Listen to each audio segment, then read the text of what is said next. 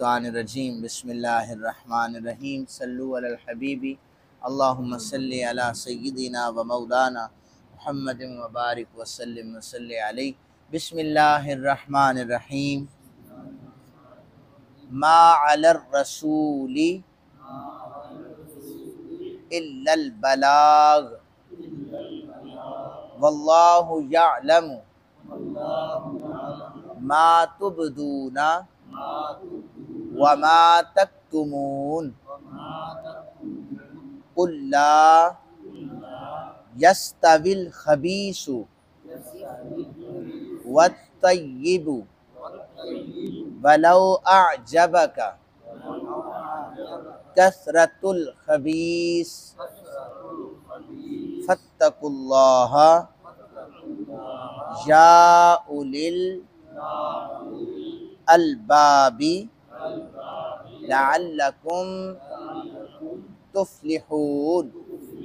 صدق اللہ العظیم۔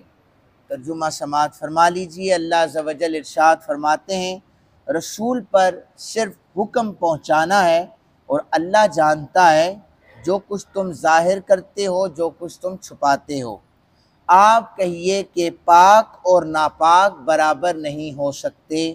خواہ اے مخاطب تم کو ناپاک کی کثرت اچھی لگتی ہو، سو اے عقل والو تم اللہ سے ڈرتے رہو تاکہ تم فلاح پا جاؤ۔ یہ ان آیات کا ترجمہ ہے۔ اس سے پہلی والی آیات میں اللہ تعالیٰ نے عذاب سے ڈرایا، پھر فرمایا کہ اللہ تعالیٰ بخشنے والا ہے، اور پھر اپنی عذاب کے بعد اپنی مغفرت اور رحمت کا بتایا کہ جب کبھی کوئی بندہ انجانے میں کوئی غلطی کر بیٹھتا ہے، کوئی گناہ کر بیٹھتا ہے، تو وہ پریشان ہونے کے بجائے اللہ سے مغفرت طلب کرے، اللہ کی رحمت سے مایوس نہ ہو۔ وہ مالک لم یزل اپنی رحمتوں کا نزول کرتے ہوئے اس کی بخشش بھی فرماتا ہے، مغفرت بھی فرماتا ہے۔ فرمایا کہ ما علی الرسول الا البلاغ، رسول کا کام ہے تم تب دین پہنچانا، تمہیں نیک بنانا نہیں ہے، تمہیں راہ راست پر تمہیں ایک رستہ بتائے گا رسول جو لے کے آیا ہے، بس اس کے بعد اب تمہارے پاس اختیار ہوگا کون سے رستے کو اپنانا ہے۔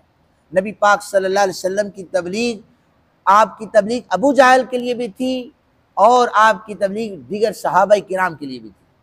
کچھ نے اس تبلیغ کو اڈاپٹ کیا اور اس رستے پر چلے، وہ صحابی بن گئے، اور جنہوں نے اس کا انکار کیا انہوں نے لازمی نہیں سمجھا، انہیں اللہ نے ہدایت نہیں دی۔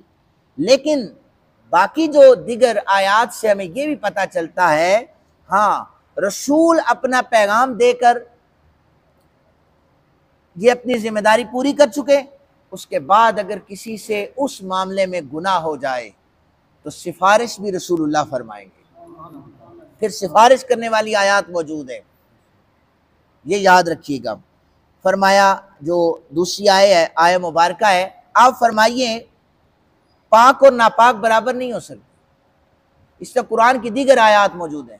ان پڑھ اور جاہل برابر نہیں ہو سکتے، عالم اور جاہل برابر نہیں ہو سکتے۔ یہاں فرمایا پاک اور ناپاک برابر نہیں ہو سکتے۔ اے مخاطب تمہیں چاہے ناپاکوں کی کثرت اچھی لگے، ناپاک لوگوں کی کثرت اچھی لگے، عقل والو اللہ سے ڈرتے رہو تاکہ تم فلاح پا جاؤ۔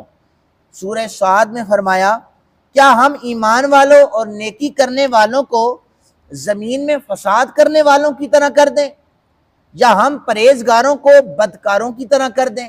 ایسا تو ہرگز ممکن نہیں ہے، یہ برابر تو نہیں ہو سکتے۔ پھر فرمایا آگے سورہ الجاسیہ میں فرمایا جن لوگوں نے گناہ کیے انہوں نے یہ گمان کر لیا ہے کہ ہم انہی ایمان لانے والوں اور نیک کام کرنے والوں کے برابر ہیں، ایسا تو نہیں ہو سکتا۔ پھر فرمایا سورہ القلم میں کیا ہم اطاعت گزاروں کو مجرموں کی مثل کر دیں؟ تمہیں کیا ہوا ہے، تم کیسا فیصلہ کرتے ہو؟ لہذا یاد رکھیں کہ کچھ لوگوں کو ایک ہی آیت آ جاتی ہے کہ ان اکرمکم عند اللہ اتقاکم، اللہ کے نزدیک عزت والا وہ جو متقی اور پرہیزگار ہے، تو یہ آیات بھی قرآن پاک میں ہی موجود ہیں۔ پاک اور ناپاک برابر نہیں ہیں، عالم اور جاہل برابر نہیں ہے. جتنے بھی لوگ باہر جا کر ڈسکس کرتے ہیں نا مسجد سے باہر، ایسے ہو گیا ایسے ہو گیا، ان کے پاس علم کی شدید ترین کمی ہوتی ہے، وہ جانتے ہی نہیں ہوتے اس بات کو. اگر وہ ذرا سا بھی نالج رکھیں تو انہیں خبر ہو جائے کہ جو ممبر پر بیٹھنے والا ہوتا ہے اس کی ایک ذمہ داری ہوتی ہے، اس نے کوئی کتاب دیکھی ہوتی ہے، کوئی حدیث پڑھی ہوتی ہے، اتھینٹسٹی اسے پتہ ہوتی ہے. اس لیے قرآن کا فیصلہ اٹل ہے. پھر فرمایا کہ حل یستوی الاعمی والبصیر، اندھے اور نابینا، جو نابینا ہیں اور بینائی رکھنے والے یہ برابر نہیں ہو سکتے. اصحاب الجنہ اور اصحاب النار برابر نہیں ہو سکتے. بے شمار آیات موجود ہیں. آگے فرمایا کہ آپ انہیں بتا دیجئے کھرا اور کھوٹا، تفسیر بیان ہو رہی ہے. نفع بخش اور نقصان پہنچانے والا، نیک اور بد، حلال اور حرام، عادل اور ظالم کبھی برابر نہیں ہو سکتے. فرمایا خواہ دیکھنے والوں کو دنیا میں بد کردار اور بے ایمان لوگ زیادہ عیش و عشرت اور زیادہ عزت و جاہ میں کیوں نہ دکھائی دیتے ہوں. اور پھر آگے اس کی تفسیر میں مفسرین نے لکھا ہے کہ آپ دیکھیں کہ جتنے بد کردار لوگ ہوتے ہیں، بد زبان لوگ ہوتے ہیں، وہ تعداد میں زیادہ ہوتے ہیں اور لوگ انہی کا ساتھ دے رہے ہوتے ہیں. ہمارے معاشرے کا المیہ یہ بن چکا ہے، لوگ ان کا زیادہ ساتھ دے رہے ہوتے ہیں. یہ ٹھیک ہے، پیسہ، بڑا گھر، گاڑی، یہ اس ہمارے معاشرے میں چلتا ہی ہے. آپ امیر کا جنازہ دیکھیں، اس میں تعداد زیادہ ہوگی، غریب کے جنازے میں کم ہوگی. یہ دیکھیں، آپ جتنے جنازے پڑھ لیں، آپ تجربہ کریں، میرا تو یہی تجربہ ہے، آپ بھی اپنا کر لیں.